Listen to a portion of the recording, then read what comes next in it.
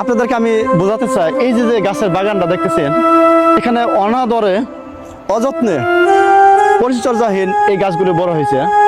আর এই গাছগুলোর ভিতরে আপনারা দেখেন যে এখানে যতগুলো গাছ আছে সব গাছগুলোর ভিতরে এই গাছটা কিন্তু অনেক বড়। এই গাছটাও কিন্তু অযত্নে বড় হয়েছে, মানুষের প্রয়োজনের কারণে কিন্তু এই গাছটা ব্যবহার করবে। তো এই গাছটা যত বড় হয়েছে, কিন্তু এই গাছটা যদি আপনি মনে করেন যে এই গাছটা রেখে দিবেন, তা না। আমি নারীদের উদ্দেশ্যে বলতে চাই যে হে নারী জাতি, তোমরা এত বড় হয়েও না এই গাছের মতো, যে যখন প্রয়োজন হবে তখন এই গাছের মতো তোমার কাটতে হবে। কারণ গাছ যত বড় হবে তত ওর কাটার সময় এগিয়ে আসবে।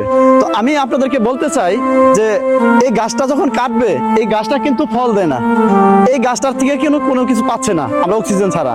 আর এই গাছটা যখন প্রয়োজন হবে একবারে কিন্তু গোড়া থেকে কেটে দিবে। তো পুরুষ জাতিটা এমন জাতি, যেটা আমি আপনাদেরকে বোঝাতে চাচ্ছি, এই পুরুষ জাতি যদি একবার রাগ হয় আর একবার যদি কাউকে মন থেকে উঠিয়ে দেয়, তখন কিন্তু এই গাছের মতো একবারে কিন্তু কেটে ফেলবে। নিচ থেকে কিন্তু আর কোনো কিছু বের হওয়ার সম্ভব থাকবে না, আর এই গাছের কোনো অস্তিত্ব থাকবে না। তবে সবাই সাবধান হয়ে যান।